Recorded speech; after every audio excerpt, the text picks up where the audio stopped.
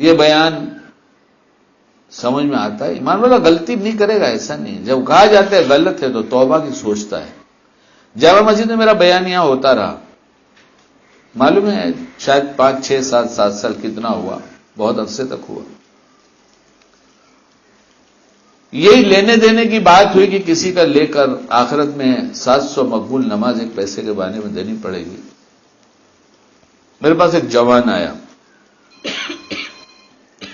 اور اس نے مجھ سے کہا، یہ پنویل کا ہی، بھائی میں بہت ڈر گیا.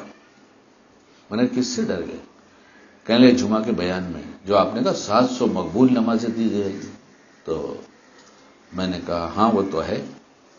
کہا میں نے حساب کتاب کہیں سے کوئی معاملہ کیا تھا، حساب کتاب میں اس طرح سے چال بازی کیا کہ 5000 روپے اس کے کھا گیا اور اسے پتہ بھی نہیں چلا. لیکن اس دن ڈر گیا بیان سن کر، میں 5000 روپے لیا اور اس کے پاس گیا. یہ ہے ایمان، اگر ہے تو ڈرے گا اور واپس کرے گا،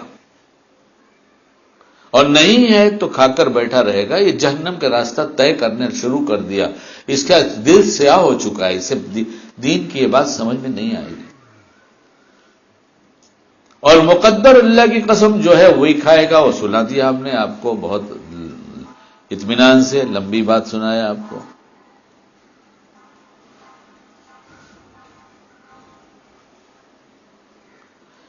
اب یہ جب ہم عبرت کی نگاہ سے دیکھیں گے تو بہت دفعہ ملے گا.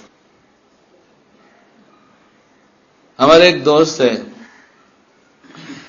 ان کی اہلیہ بہت بااخلاق ہیں، اللہ انہیں اچھا رکھے، دونوں کو اچھا رکھے. ان کی اہلیہ اپنے یہاں نوکر کا بھی خیال رکھتی ہیں کہ یہ ڈش اس کو پسند نہیں، اس لیے اس کے لیے الگ سے بنا کے کھلاتی ہیں. اخلاق والا جنت میں جائے گا انشاءاللہ.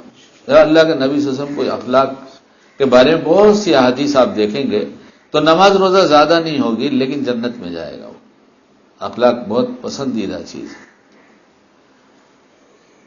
تو وہ ایک دن انہوں نے اپنے کمرے میں، کچن میں، اور اس میں پردے میں رہتی ہیں، کچن میں اور ہال میں ناشتہ دونوں کا رکھ دیا اور اپنے دوسرے کاموں میں لگ گئیں. اور شوہر سے کہہ دیا کہ میں نے ناشتہ الگ رکھ دیا ہے.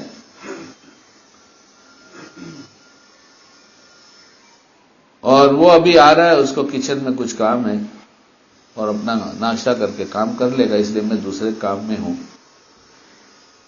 تو جب دونوں کھا کے چلے گئے، یہ اپنا نکلنے لگے، کھا چکے، تو نکلنے سے پہلے اہلیہ نے پوچھا کیسا لگا ناشتہ؟ آج میں نے ایسا بنایا تھا. کہنے کیا بنایا تھا؟ کہا وہ کھا نہیں تو وہ تو تھی ہی نہیں. وہ ارے کیسے میں نے بنایا، میں نے رکھا، کیسے نہیں ہو سکتی؟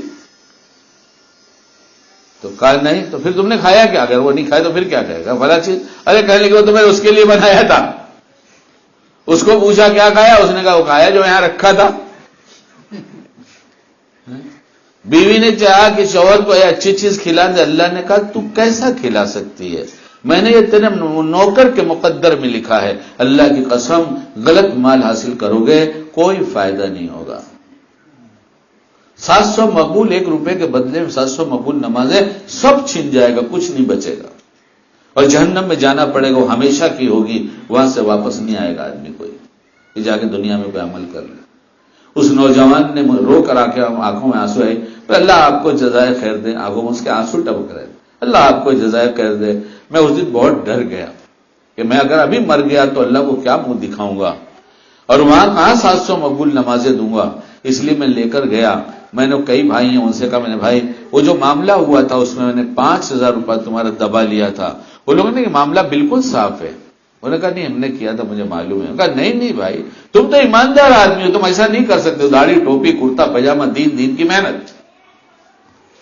ایمان والا غلطی نہیں کرے گا ایسا نہیں ہے، ایمان والے سے غلطی ہوتی ہے، لیکن جب اسے کوئی بتا دیتا ہے کہ اس غلطی کی بنیاد پر تیری آخرت اجڑ جائے گی تو گھبرا جاتا ہے. کہتا نہیں دنیا تو مقدر کی ملے گی، ہم اپنی آخرت نہیں اجاڑ سکتے. اس لیے جا کر کہا 5000 لے لے. وہ لوگوں نے کہا نہیں نکلتا. اس نے کہا نکلتا ہے. وہ لوگوں نے کہا اچھا میں تجھ کو ہی دیتا ہوں، کہیں کار خیر میں لگا دینا.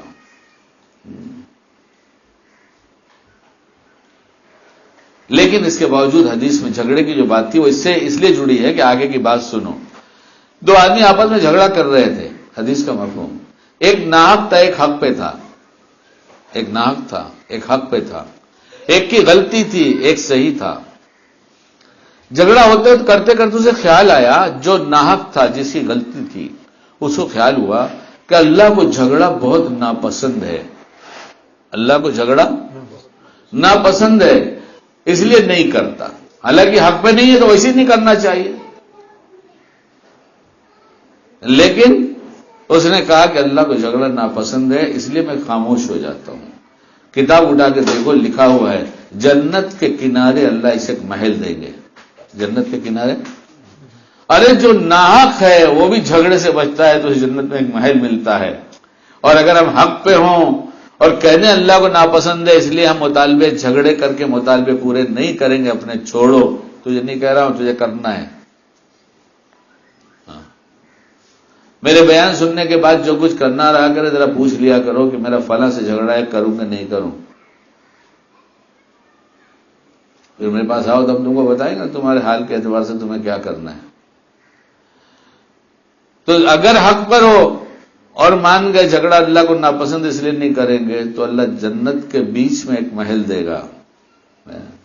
جھگڑا کتنی خراب چیز ہے کہ اللہ تعالیٰ غلط آدمی جو بھی جھگڑے سے بچ جائے تو اسے جنت کے کنارے محل دیتے ہیں. اور ہم نہیں چاہتے جھگڑا ہو، ہمارے نبی نہیں چاہتے جھگڑا ہو، اللہ نہیں چاہتا جھگڑا ہو. پھر ہمارے مسلمان گھروں میں میاں بیوی کے جھگڑے آپ خود اپنے اپنے گھروں میں جھانک کر دیکھ لیجئے کہ جنت بیچ میں بن رہی ہے کنارے بن رہی ہے یا جنت کا راستہ بدل کے ہم کسی اور راستے پہ جا رہے ہیں. اللہ ہمیں جھگڑوں سے پاک معاشرہ، پاک ملک، پاک دنیا عطا فرمائے. سبحان اللہ وبحمدہ، سبحانک اللہم وبحمدک، ونشہد ان لا الہ الا انت، نستغفرک ونتوب الیک. سبحان ربک رب العزت عما یصفون وسلام علی المرسلین والحمد للہ رب العالمین.